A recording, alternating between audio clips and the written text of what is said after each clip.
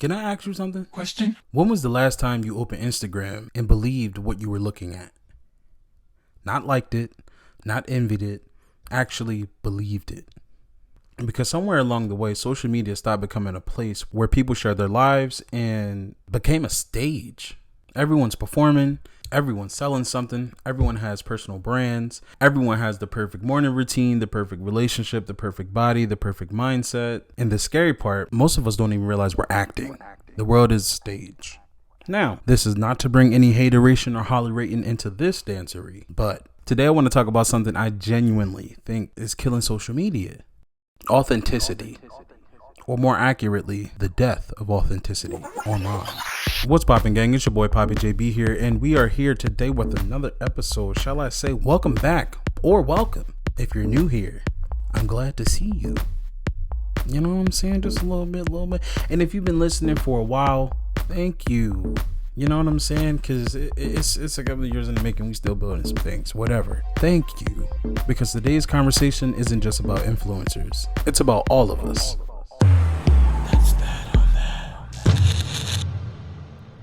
We all became brands. And listen, I'm all for branding and getting your things out there. And, you know, if you the product, you're selling a little bit of ass. No, I'm just like, don't sell no ass. You know, unless you're getting a lot of money for it.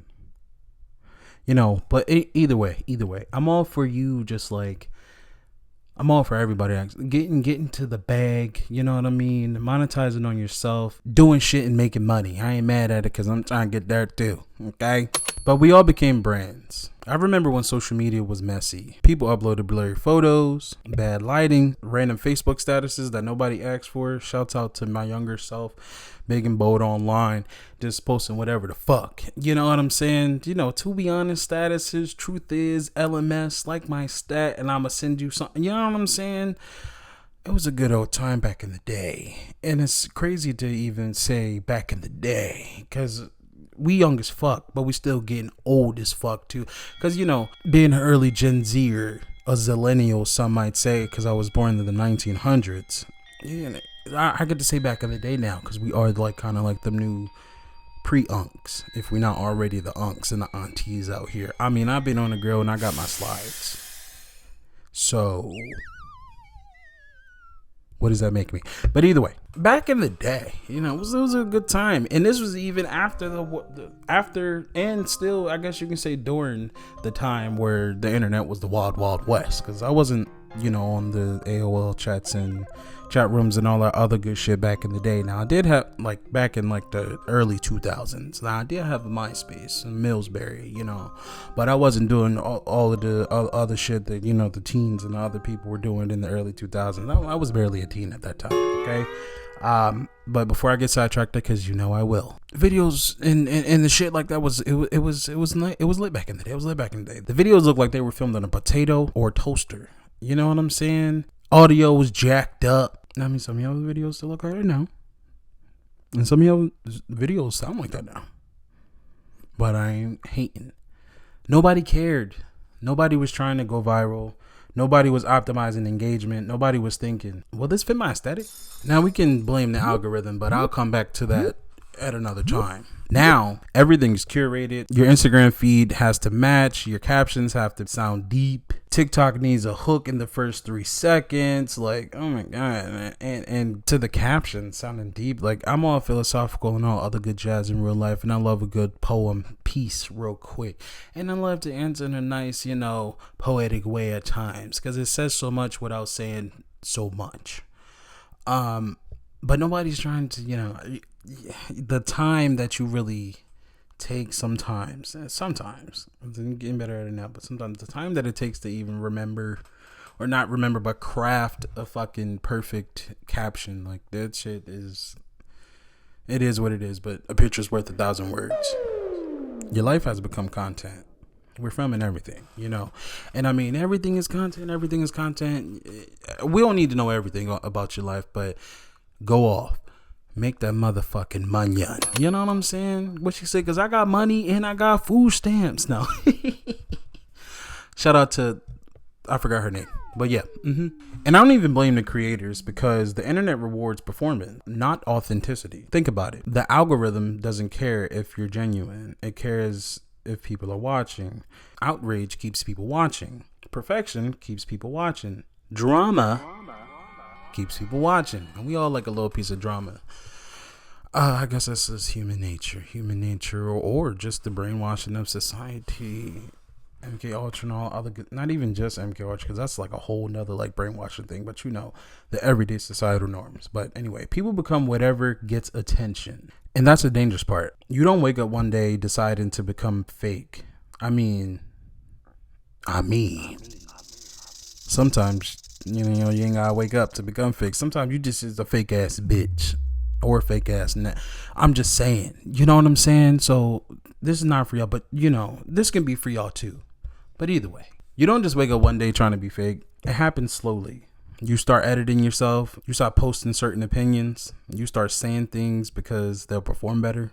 You smile when you're exhausted. You pretend you're confident when you're anxious. You post the highlight and then hide the breakdown. We don't need to know all your business. So I get that part of the little piece. But this is what we do, right? But eventually, you don't even know where the performance ends and where you begin. ... Think about that. Do you even know yourself? Filters didn't just change our faces, they changed our reality. Let's talk about it, because filters used to be funny, dog ears, the earlier shit, Snapchat kind of vibes.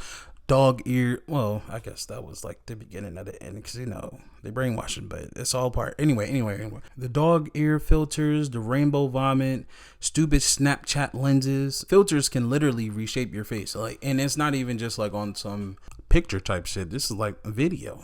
Shouts out to the AI. But smaller noses, bigger lips, sharper jaw, perfect skin, brighter eyes. They don't only just edit their pictures no more. They edit their reality.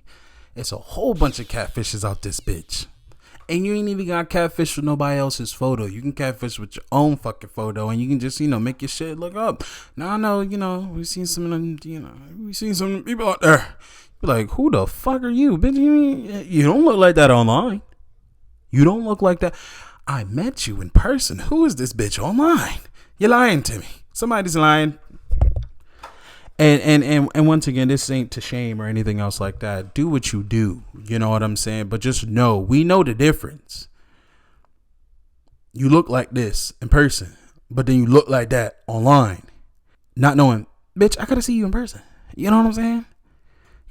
But shouts out to all my filter girlies out here. You know what I'm saying? Shouts out. What's annoying, and some would even say heartbreaking, is people are comparing themselves to faces that don't even exist. Not celebrities, not influencers, even their own friends, because everyone's filtered. And then we wonder why anxiety is rising, why confidence is dropping, why teenagers hate their way that they look. I mean, well, if you ugly, you ugly. No. But seriously though, why teenagers hate the way that they look. We've normalized impossible standards. Like, do you not understand what's going on here? Like, this is normalized. And we're asking real humans to compete with the AI versions of themselves. Now, how the AI version of yourself make you some money? You know what I'm saying? Do what you need to do on life. Get a little something out your pain. You know what I'm saying? Or at least something out your creativity. Do a little bit something more with it than just fuck your mental up and your confidence and your self-esteem up, because you want to look like a Kardashian when you just look like Carl. But I'm gonna leave that there. You know what's crazy though? There's some people out there that genuinely don't like seeing themselves in the fucking mirror. Now I get it. I don't get it for me because I'm cute, but like, I'm handsome. I'm gorgeous. I'm looking out here and looking in the lenses of myself, and I just want to, no. But people don't want to look at themselves people don't like looking at themselves in the mirror because the mirror don't have a beauty filter. Now I'm pretty sure somewhere in Shanghai that, somebody got that going. That's about to be like, some marketing, like a lion ass mirror, London tips and type shit. Somebody probably gonna have that out. I just want my 10%. But, right now, it don't got no filter on it. Think about that. That's sad. Some people, once again, would even say that's heartbreaking. Yeah, you just really want that to like settle in. Now, once again, not everybody that uses a filter, but a large amount of people. And then just think about the younger generation that really has to only know this part of the fucking world. This shit was out when they was born. So, you know, they're constant like this, the mental. You have to always think about the mental part of it. But let's talk a little bit about performative kindness. Now, this is probably something that nobody really wants to admit, but not every good deed needs an audience. I'm going to say that again. Not every good deed needs an audience. You don't need to slap your camera out in every homeless person's face that you try and help out, quote unquote, help out, feed, clothe, whatever. We've entertained an era where people film themselves helping homeless people, give away money, crying, praying, apologizing. Everything is content once again, even compassion. And the question is, if nobody could see it, would you still do it? Yeah, it's uncomfortable, isn't it? Ask yourself though. Question. If nobody else could see you doing it, would you still do it? It's worth asking, because somewhere, kindness became branding, or a part of the brand, a part of the aesthetic, you know, something we can sell. And I'm not even just talking about just like hospitality, because yeah, you're supposed to be kind in hospitality, bitch. I'm paying my money on, okay? But we're not talking about that. We're just talking about branding at this present moment. Even vulnerability has become a part of marketing. Vulnerability, if you really think about marketing and advertisement and all other stuff, it really has always been a part of that. But yeah, people post emotional videos, and before the tears dry, there's a discount code. What's up with that? Well, I don't be feeling too much for people, because you can see through the performance sometimes, but you almost had me at tears. What made me say, you hurt me to my core?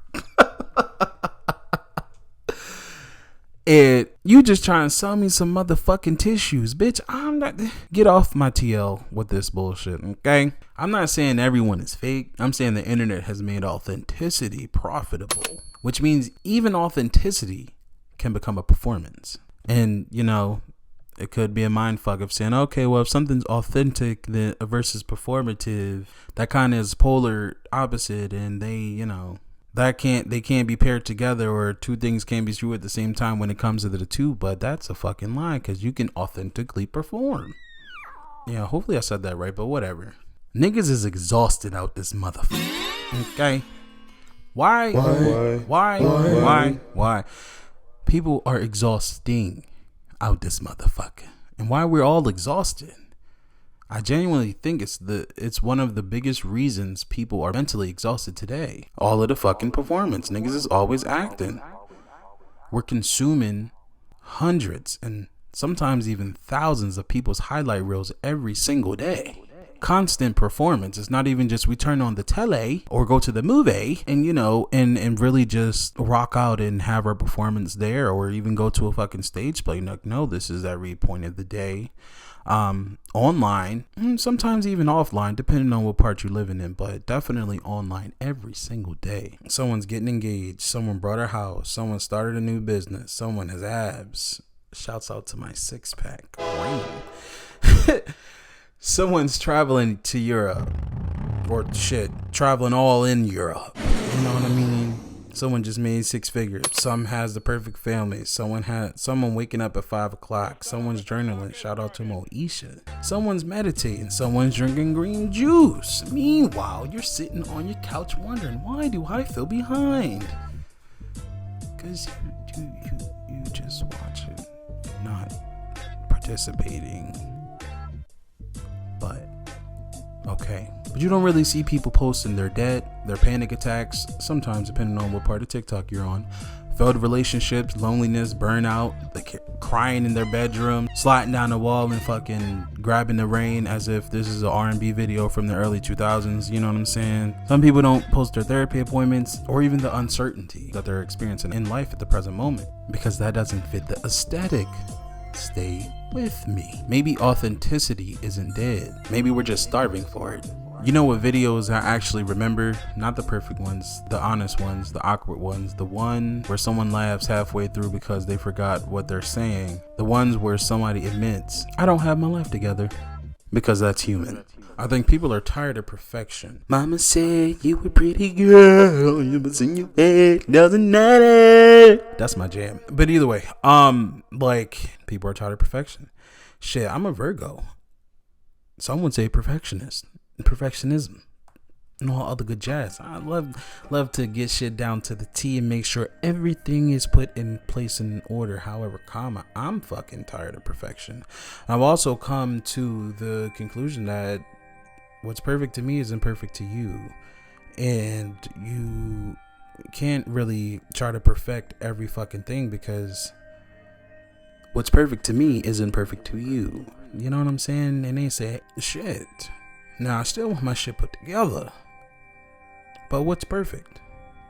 I think people are craving honesty, real conversation, real laughter, real emotions, real people, and not just these made up ass stories and fucking skits and everything else like that online. Now entertain me, bitch. I ain't gonna holler too much at you if it's a good performance, but like every day, all day, yeah. And maybe that's why podcasts has become so popular, because podcasts feel real.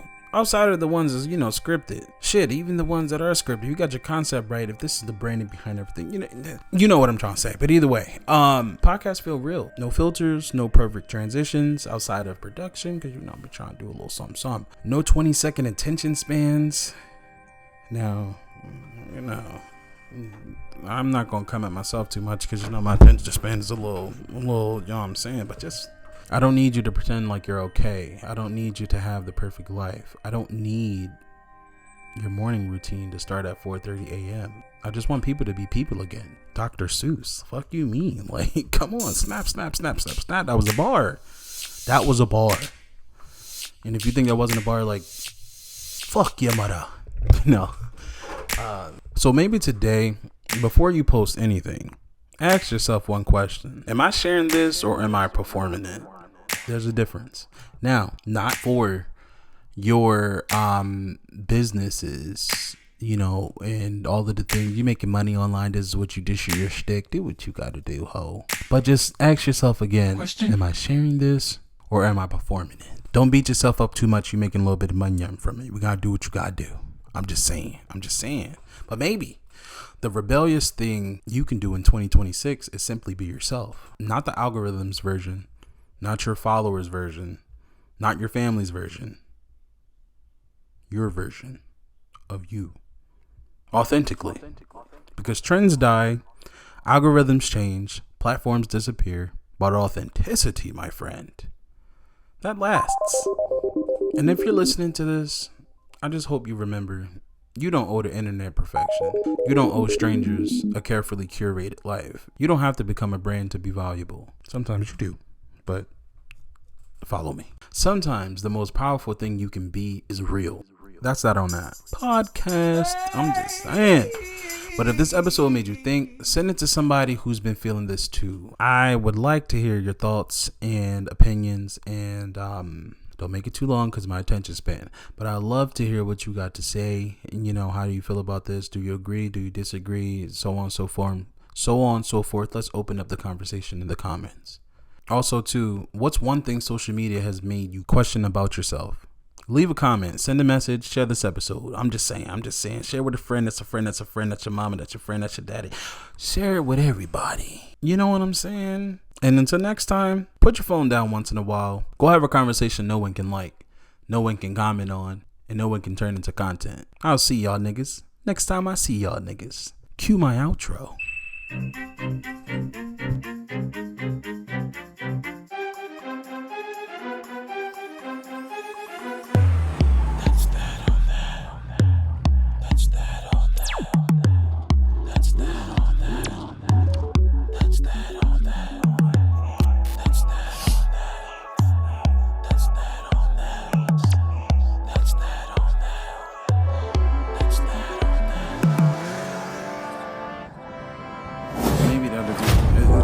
Don't worry about what's going on in the background, okay? My chair might be squeaking, but mind it. Oh, I ain't need to say it that time. Mind your motherfucking business.